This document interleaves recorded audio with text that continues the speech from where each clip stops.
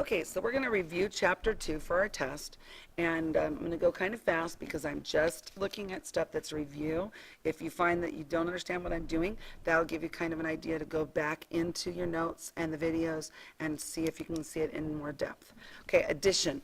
So when you are adding numbers together, adding two positives, adding a negative and a positive, what you need to remember is a positive and a positive. If you add two positives together, it's always going to be positive. If you have a negative and a negative, you're always going to get a negative.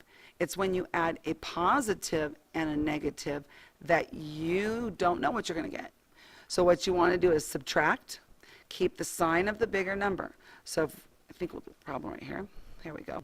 So now here we go. We have a negative plus a negative, and a negative plus a negative in my little notes I just wrote is a negative. 13 plus 6 is 19. Here we have positive plus a negative plus a negative plus a positive. What I would do is add the positives and add the negatives. So 6 and 7 with the commutative property, I can move it around. 6 plus 7 would be 13. Plus negative 9 and negative 8. If I'm adding two negatives, they stay negative. 9 plus 8 would be 17. Now we have one addition, one subtraction. We say subtract them. 17 minus 13 would be 4. And keep the sign of the bigger number. Now when you're looking at that, you're not looking at positive, negative, just looking at the number. So 13 and 17, 17 is bigger, 17 is negative. My answer is negative. When you have a negative negative, the important thing here is you want a single sign, not two negatives. So a negative times a negative gives you positive. Now I'm looking here. I'm adding a positive, adding a positive with a negative. I subtract. So I get 4. 7's larger than 3. 7's negative. So my answer is negative 4. So now I want to go through and make sure I only have one number or one sign. Here's a minus minus, which is a plus. I'm going to add all the things up that are just the positive numbers. So 8 plus 2 would give me 10, plus 13 would give me 23, and minus 4. Talk about easy. We took the 13, the 8, and the 2, and we added them together, and all we had left was the 4. So 23 minus 4. 19, and we learned that way back in 2nd grade. Okay. Additive inverse. Okay, so an additive inverse means if you add it, it's going to change it to 0. So the additive inverse for each number a, the additive inverse is negative a. So a is going to be negative. It's always the opposite. So if I add a and negative a together, I will get 0. So what is the opposite of 6? Negative 6. What's the opposite of negative 12? Positive 12. So now we're going to look like what happens when you're multiplying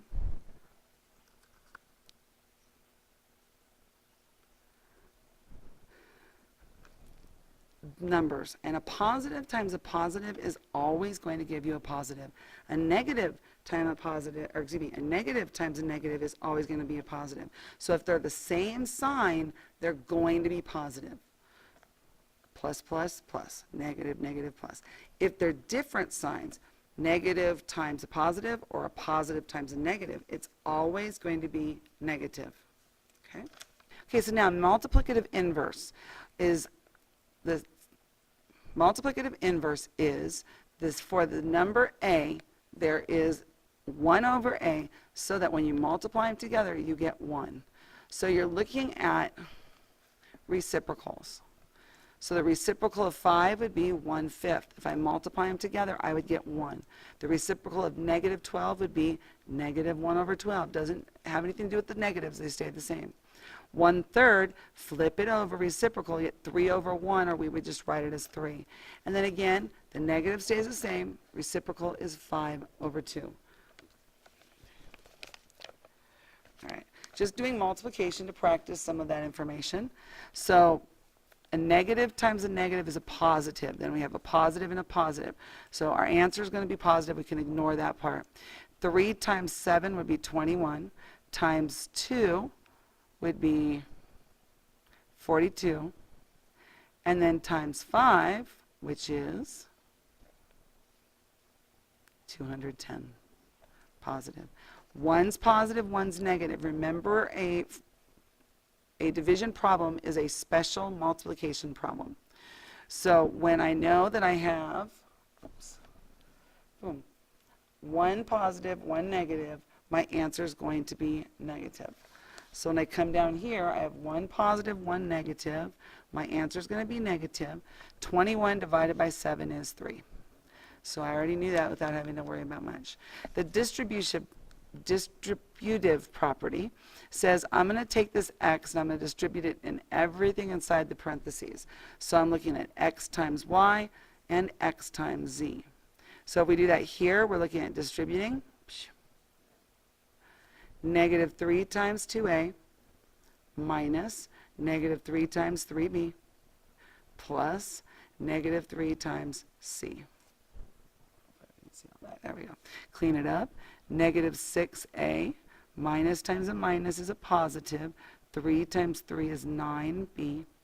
Negative times a positive is a negative 3c. Okay. Now, though, we're going to go backwards. They say factor, and it's the same thing, but we're rewinding that. So what can I divide out of 42, 21, and 7? I can divide all three by 7. So I'm going to take the 7 out and set it aside.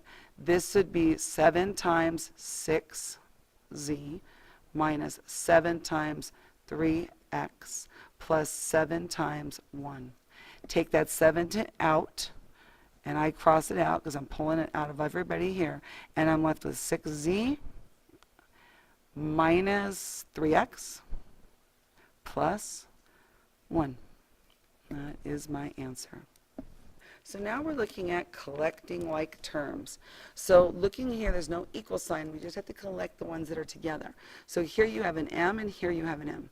8 minus 6 is 2m. You have 8 m's, you take away 6 m's, you're left with 2 m's. Cannot add these together, candy corn and Smarties. Again, we'll talk about that if you haven't talked to me yet, and I'll show you.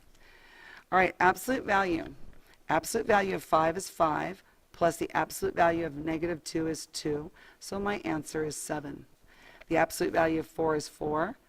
The absolute value of negative 5 is 5, so when I multiply, I get 20.